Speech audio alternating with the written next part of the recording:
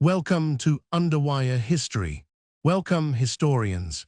As we delve into the 10th century, the Catholic Church is facing significant challenges in its governance structure. The Bishop of Rome, Pope Marinus II, has been ruling for nearly 4 years, but his tenure will soon come to an abrupt end. The institutional setup of the time creates a complex web of power dynamics between the papacy and secular rulers. In Rome, the de facto ruler Alberic II holds significant influence over the Church's affairs. His relationship with the clergy is marked by both cooperation and tension. As we explore this pivotal moment in history, it's essential to understand the incentives at play for key stakeholders. The popes must balance their spiritual authority with the pragmatic demands of dealing with secular leaders like Alberic II. The Church faces significant governance constraints, including internal power struggles and external pressures from secular powers. These conditions will shape the decisions made by future pontiffs. Pope Marinus II's death marks a critical juncture in this process, as his successor must navigate these treacherous waters to maintain stability within the institution. Pope Marinus II dies at Rome after a 4-year reign. He is succeeded by Agapetus II and elected with the support of the Roman despot Alberic II. Agapetus is installed as the 129th Pope of the Catholic Church, unfolded through interacting constraints rather than one isolated trigger. Decision-makers operated within institutional limits, and each response narrowed the next available option. The evidence points to compounding risk rather than a single dramatic cause. That causal chain becomes clearer when incentives, governance, and timing are read together. Central event reshaped what decision-makers could do next, because each institutional response changed the incentives facing the next actor. The death of Pope Marinus II sets off a ripple effect in the Church's governance structure. Agapetus II's election, with Alberic II's support, underscores the complex interplay between papal authority and secular power. This development reinforces the notion that institutional response is shaped by a web of interacting constraints rather than isolated events. The trajectory of Agapetus II's reign will be influenced by his relationship with Alberic II, who continues to wield significant influence in Rome. As the new pope navigates this delicate balance, he must prioritize building alliances and managing power dynamics.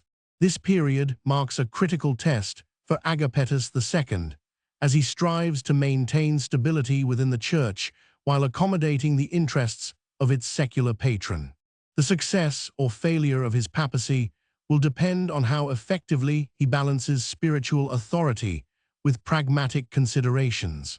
The consequences of this delicate balancing act will have far-reaching implications for the Catholic Church's future governance. Modern relevance reshaped what decision-makers could do next, because each institutional response changed the incentives facing the next actor. The death of Pope Marinus II triggered a series of events that would alter the course of Agapetus II's reign. Alberic II, the powerful patrician who had supported Agapetus II's election, now exerted significant influence over the new pope. This patron-client relationship created a complex web of obligations and expectations that shaped Agapetus II's decisions. As he navigated the intricacies of papal governance, Agapetus II faced a critical choice: to prioritize his spiritual authority or accommodate Alberic II's secular interests. A key factor in this decision-making process was the presence of Cardinal Leo, who served as a mediator between the Church and the Roman aristocracy. Leo's influence helped facilitate a compromise that allowed Agapetus II to assert his papal authority while maintaining a delicate balance with Alberic II's power. This equilibrium was further maintained through the appointment of bishops loyal to both the Pope and the patrician, ensuring that key positions within the Church remained under their joint control. As Agapetus II continued to navigate this complex landscape, he encountered resistance from elements within the Church who opposed his accommodation with secular power. A group of cardinals, led by Cardinal Benedict, questioned the legitimacy of Alberic II's influence over the papacy, sparking a heated debate about the limits of papal authority and secular interference. The stakes were high as Agapetus II sought to balance his spiritual authority with the demands of Alberic II, who had significant control over the Church's finances and resources. Cardinal Leo played a crucial role in mediating this delicate relationship, using his influence to negotiate a mutually beneficial agreement between the Pope and the patrician. This compromise allowed Agapetus II to maintain his papal authority while accommodating Alberic II's secular interests, but at what cost? The appointment of bishops loyal to both parties reinforced this balance of power, ensuring that key positions within the Church remained under their joint control. However, this arrangement was not without its challenges. A group of cardinals, led by Cardinal Benedict, began to question the legitimacy of Alberic II's influence over the papacy. Their concerns sparked a heated debate about the limits of papal authority and secular interference, which would have far-reaching consequences for the future of the Church and the Roman state. As tensions mounted, Agapetus II faced increasing pressure from Alberic II to appoint cardinals who were more sympathetic to his cause. The patrician's influence extended beyond the Church's finances, with many key officials and advisors beholden to him rather than the Pope. Cardinal Benedict's group began to mobilize support among other factions within the Church, further eroding Agapetus II's authority. A faction of priests, led by Bishop Ursus, accused Alberic II of using his control over the Church's finances to subvert papal authority and undermine the Church's moral legitimacy. The debate over papal authority and secular interference became increasingly polarized, with Cardinal Leo struggling to maintain a fragile balance between the opposing forces. Agapetus II's position grew more precarious as he was forced to navigate competing demands from Alberic II and his own bishops, who were increasingly divided on issues of power and influence.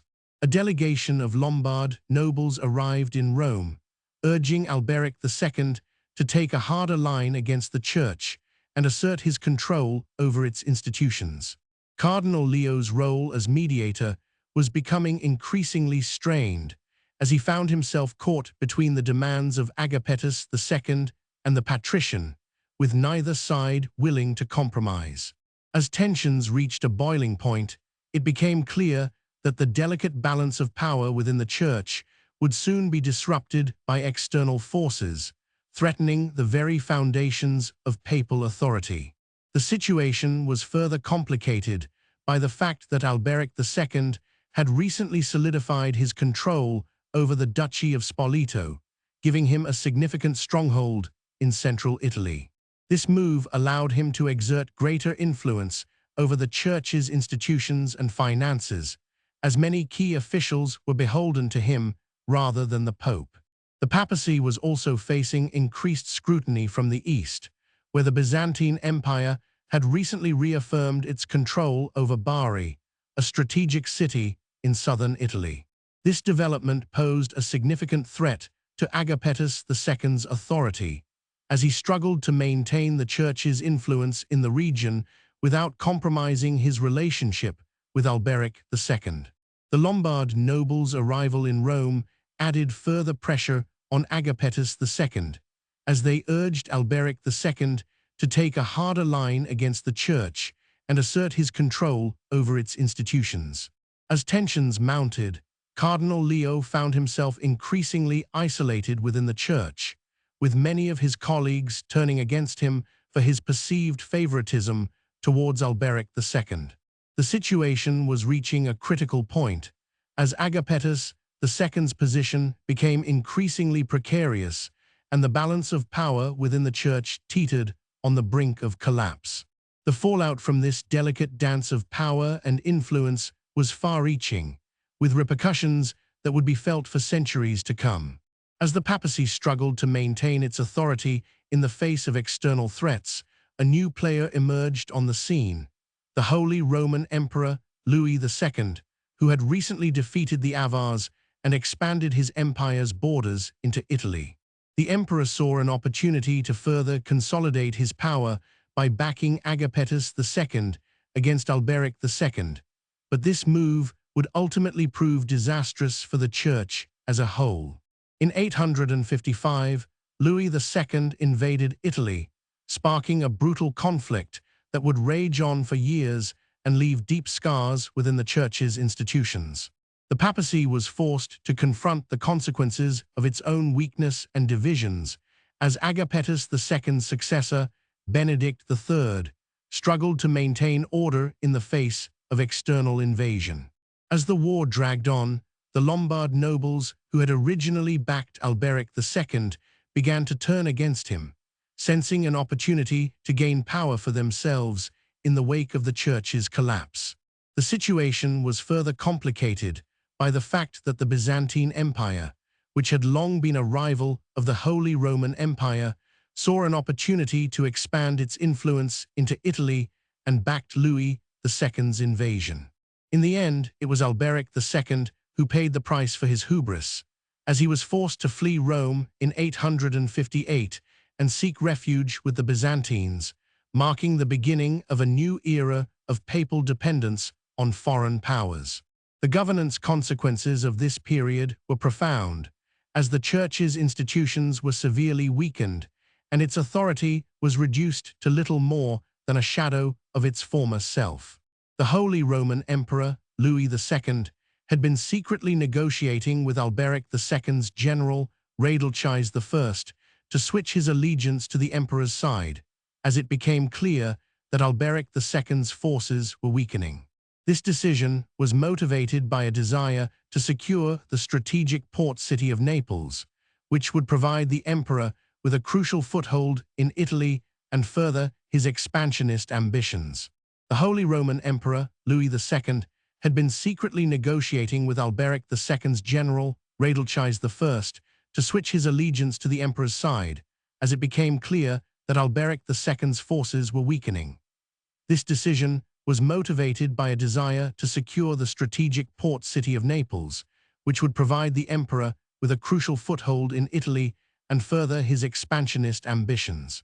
The negotiations between Louis II and Radulchise I had been facilitated by the Byzantine Emperor Michael III, who saw an opportunity to weaken the Holy Roman Empire's influence in Italy. In return for his loyalty, Radulchise I would receive significant territorial concessions and a guarantee of protection from the Byzantines. The switch in allegiance by Radulchise I was a crucial turning point in the conflict, as it allowed Louis II to gain control of key territories in southern Italy and ultimately led to Alberic II's downfall. The Holy Roman Emperor's ambition for expansion had been furthered, but at what cost to the Church's institutions?